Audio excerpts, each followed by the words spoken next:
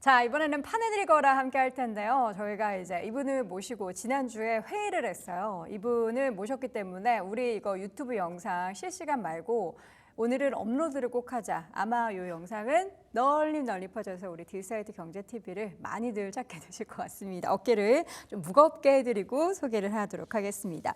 오늘 이 시간 LS증권 리테일 사업부의 염승환 이사 함께합니다. 어서 오세요, 네, 이사님. 안녕하세요. 네, 반갑습니다.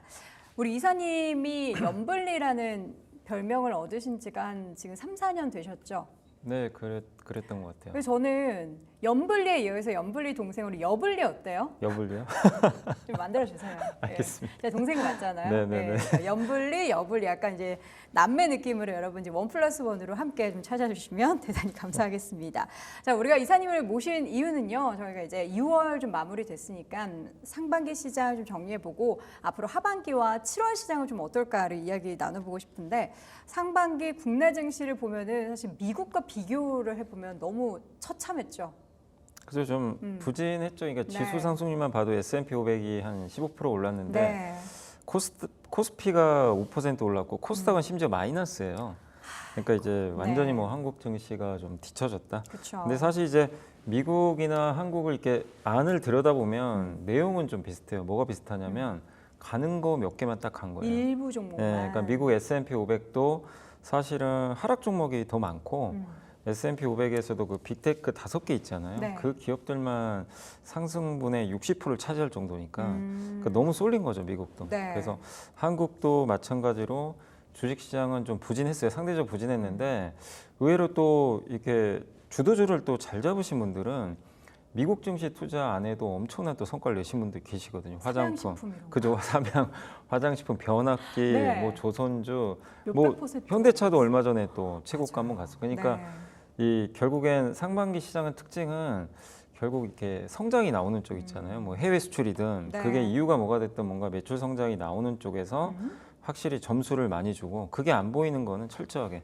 근데 우리나라 증시가 좀 부진했던 거는 결국 저는 삼성전자하고 LG 에너지솔루션이 좀 못 갔기 때문에 이들이 만약에 움직였으면 미국 증시를 이겼을 수도 있어요. 근데 이 둘이 너무 비중이 크잖아요. 네. 그래서 하이닉스 혼자만의 힘으로 좀 역부족이었고 그래서 이 어쨌든 우리나라 반도체 1등 기업과 2차 전지의 좀 부진이 좀 약간 좀 아쉬웠던 그 상반기 아니었나 이렇게 보고 있습니다. 그런 상반기 움직임이 과연 하반기에도 이어질지 어떻게 삼성전자, LG에너지솔루션이 좀 힘을 내는 하반기 기대하십니까? 근데 이게 이제 조건이 있는 게 삼성전자, LG 에너지솔루션이 네. 그 조건만 맞아주면 3천을 넘을 수는 있어요, 충분히. 조건이 뭐예요? 조건이 이제 첫 번째는 삼성전자 같은 경우는 당연히 저번에도 한번 주가 급등했을 때 엔비디아 HBM. 젠슨항 CEO가 그 12단짜리 HBM3에서 딱 사인했잖아요. 네.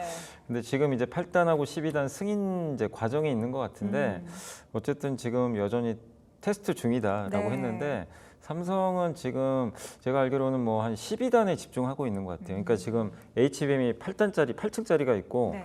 12층짜리가 있는데 당연히 12층이 더 좋겠죠. 근데 12층은 지금 아직 아무도 통과된 데는 없는 걸로 알고 있고요. 지금 삼성이 먼저 시작한 걸로 네. 알려져 있거든요. 근데 8단까지는 사실 이건 인정해야 될 게 밀렸어요.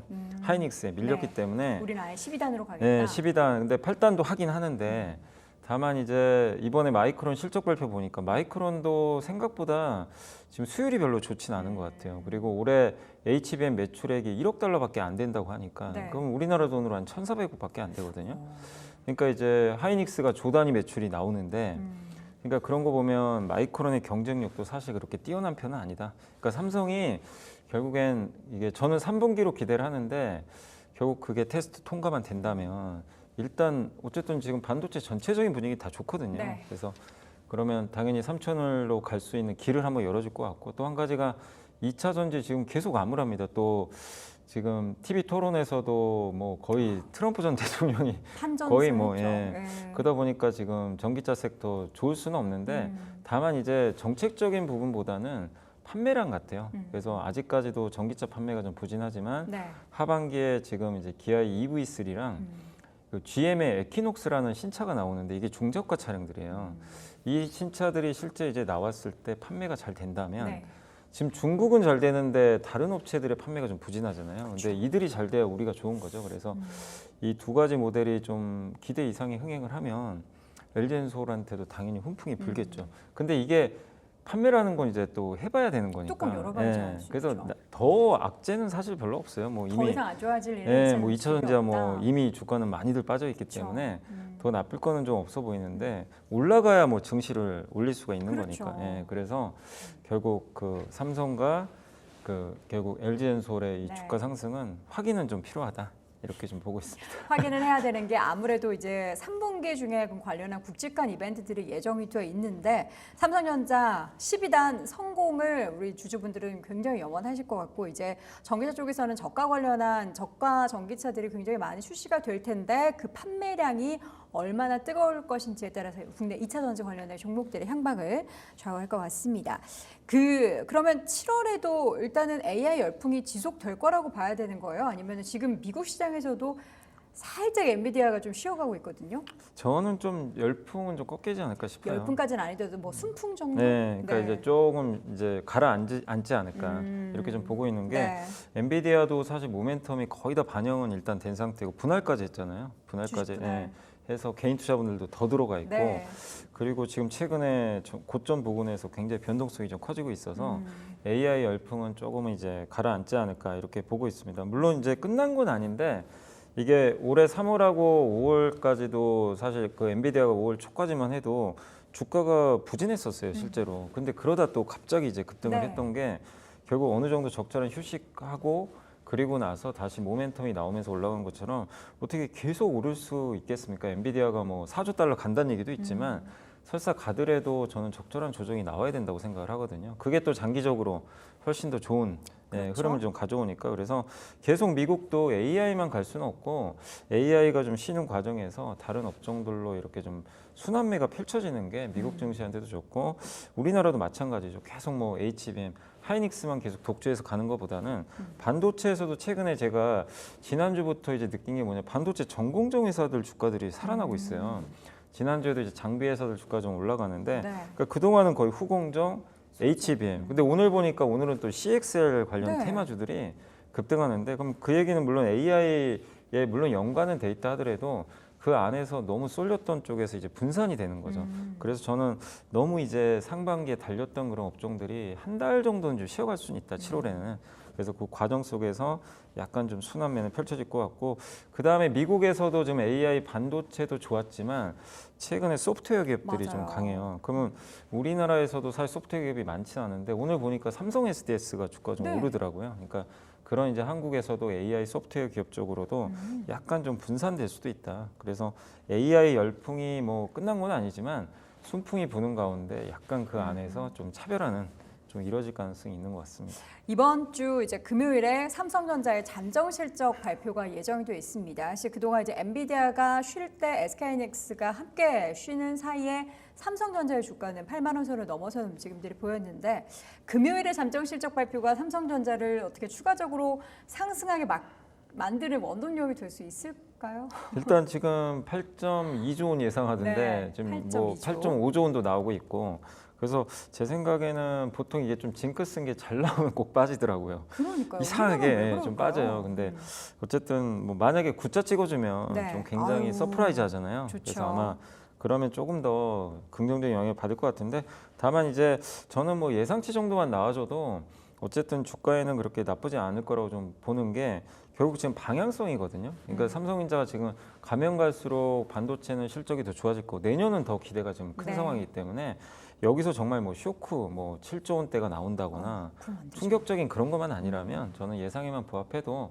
방향성 자체는 크게 문제 없다. 여기에 근데 이제 관건은 HBM, 그러니까 결국엔 7월 말에 그 기업 설명회가 있겠죠. 네. 실적 발표 그때 이번엔 실적 발표만 하니까 그때 과연 이제 언제쯤 엔비디아 통과되겠느냐 이 질문들이 되게 많을 것 같아요. 근데 거기에 대해서 삼성이 명확한 답변을 줄진 모르지만 안 주지 않나요? 보통 삼성은 근데 이제 물어보니까 답은 하겠죠. 뭐 어떻게든 답은 진행 중입니다. 예, 예. 뭐 이 정도. 그래서 그런 걸 이제 통해서 우리가 유출할 수밖에 없는데 네. 그게 조금 더 이제 긍정적인 톤으로 좀 변한다면 뭔가 3분기엔 좀 기대감을 우리가 좀 가질 수 있고 또 삼성전자가 HBM만 있는 건 아니고 지금 이번에 마이크론 실적에서도 명확히 드러난 게 그 CEO가 뭐라고 했냐면 네. HBM 이렇게 하나 만들면 일반 DDR5 세 개가 없어진다. 그러니까 어. 너무 이게 사이즈가 크다 보니까 네. 나머지 같은 웨이퍼에서 HBM 많이 만들면 일반 D램을 많이 못 만든다는 거예요. 그런데 지금 삼성전자 아시겠지만 일반 D램 비중이 높아져 있잖아요.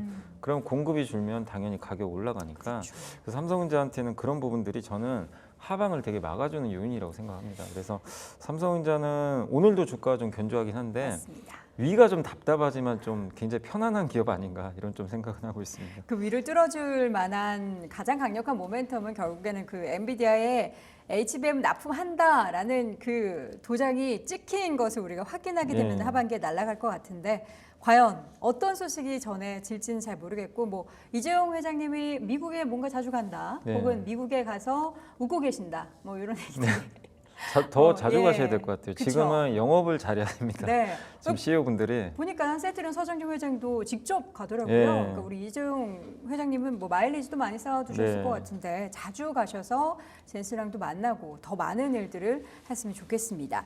자, 이제는 2분기 어닝 시즌이 곧 개막을 합니다. 그러면 이제 섹터별로 희비를 좀 가려봐야 될 것 같은데 기대가 되는 섹터와 걱정이 되는 섹터 한번 나눠볼까요? 일단 이제 하반기 실적이 다 좋을 걸로 예상하는 섹터 이제 가장 대표적인 게 반도체하고 조선 쪽인 것 같아요. 이쪽은 뭐 대부분 다 좋다라는 이제 의견들이 나와서 네.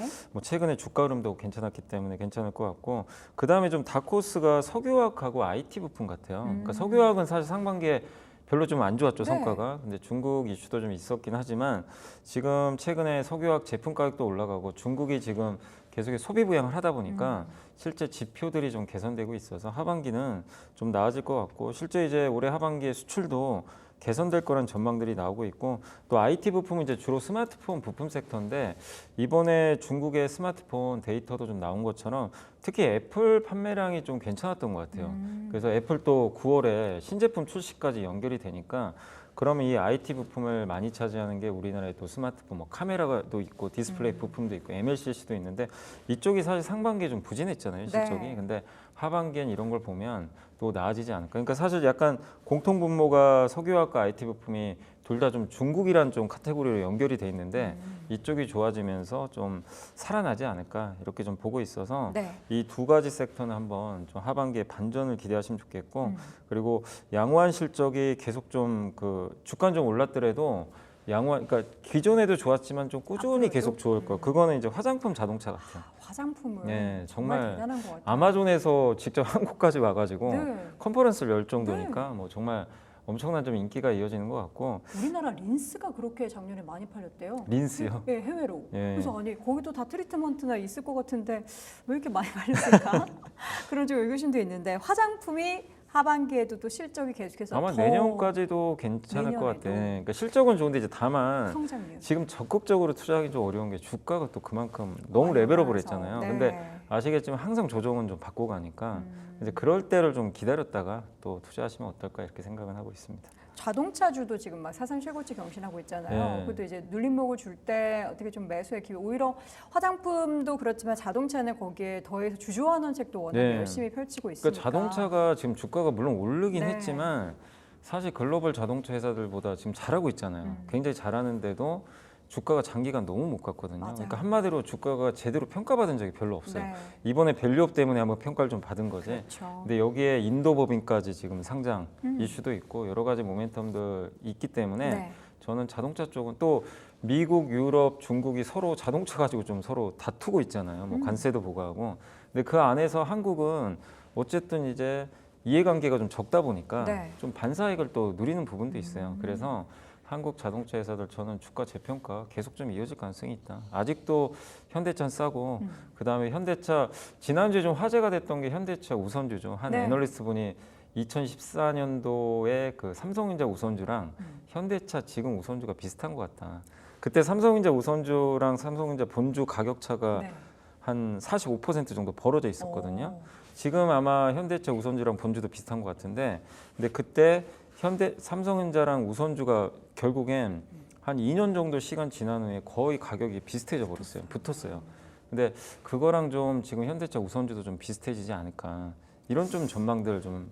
그럼 지금 우선주가 이 위에 있으니까 우선주는 그대로 이렇게 가면서 본주가 이렇게 붙어서 올라간다라는 기대감을 가져도 된다면 현대차의 주가 뭐 30만 원은 이제 가볍게 우리가 넘어설 걸로 기대할 수 있겠네요. 저는 뭐 결국 좀 쉴 수는 있어요. 지금 이제 오늘 좀 쉬더라고요. 그렇죠. 근데 좀 쉬어갈 수 있지만 30만 원도 비싼 건 아니에요, 사실. 지금 밸류에이션 보면 도요타 절반밖에 안 돼요. 그뭐 PBR 1배 적용하면 40만 원 좀 넘는다고 하는데. 근데 이제 한 배가 가려면 밸류업에 대한 명확한 좀 뭐 세법 개정이나 그런 게 있으면 더 그렇죠. 좋은데 네. 어쨌든 실적만 저는 꾸준하다면 갈 것 같고, 근데 저는 개인적으로 우선주가 더 나아 보이긴 해요, 본주보다. 네. 왜냐하면 배당 수익률이 2배 정도 차이가 나거든요. 본주보다 가격은 싼데도 네. 배당은 비슷하게 주니까. 그렇죠. 그래서 개인 투자분들이 나는 굳이 한 표 행사할 뭐 그런 거 의사가 없다면 난 그냥 수익만 네, 보겠다. 그냥 우선주 투자하시는 것도 좀 괜찮지 않을까 생각을 하고 그 있습니다. 현대차가 미국에서 제네시스가 굉장히 잘 팔리고 전기차도 잘 팔리고 하잖아요. 근데 내년에 제네시스 하이브리드가 또 출시가 네. 될 예정이잖아요.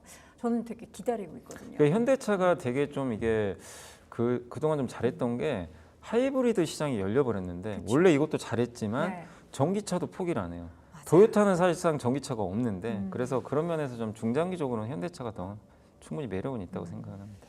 저는 현대차 오너입니다. 현대차 포에버. 자, 이어서는 마지막 우리 전략을 좀 짜보면서 뭐 어떤 종목군으로 좀 투자를 해야 되는지 한번 좁혀보도록 하겠습니다. 7월.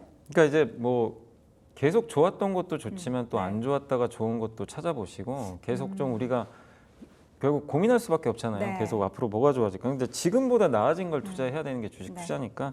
그래서 지수보다 저는 계속 좀 종목에 트렌드에 좀 한번 집중해 보시면 좋겠고, 상반기에도 역시 실적 좋았던 기업들이 결국 그에 걸맞는 성과를 냈거든요. 그래서 하반기도 실적 개선주 중심으로 좋은 흐름이 나올 것 같고, 저는 이제 개인적으로 반도체 지난주에 전공정 장비주들이 올랐지만 네. 아까 말씀드린 대로 HBM 투자를 너무 많이 하다 보니까 전공정 다른 쪽 투자가 줄어들었거든요. 근데 이건 이제 내년엔 또 반대로 바뀔 수도 있습니다. 그래서 전공정 장비주 주가도 못 올랐기 때문에 장비나 소재주 괜찮고, 하반기엔 또 인공위성 관련주들도 좀 정부 정책이 계속 나오고, 사실 인공위성은 좀 방산주로 봐도 돼요. 예, 정찰위성이라든가 이런 걸 많이 띄우니까 그쵸. 이런 모멘텀. 그리고 의외로 요즘에 좀 많이 그 실적 좋을 거라고 얘기 나오는 게 증권 업종이에요. 상반기에 맞아요. 밸류업하면 은행이거든요. 어. 근데 지금은 은행주는 조금 이제 그 좀 가격도 좀 네네. 오르다 보니까, 또 거기다 금리나 사이클 들어가면 아무래도 증권주가 더 유리하죠. 그래서 증권주, 그다음에 계속 실적 좋은 조선 화장품, 또 최근에 수출 잘 되고 있는 가정용 네. 피부 미용 의료기, 이런 것들 한번 괜찮게 보고 있습니다. 알겠습니다. 자, 오늘 판을 읽어라 이 시간 또 LS증권 리테일 사업부 염승환 이사 함께했습니다. 이사님 자주 좀 나와주세요. 네. 고맙습니다. 감사합니다.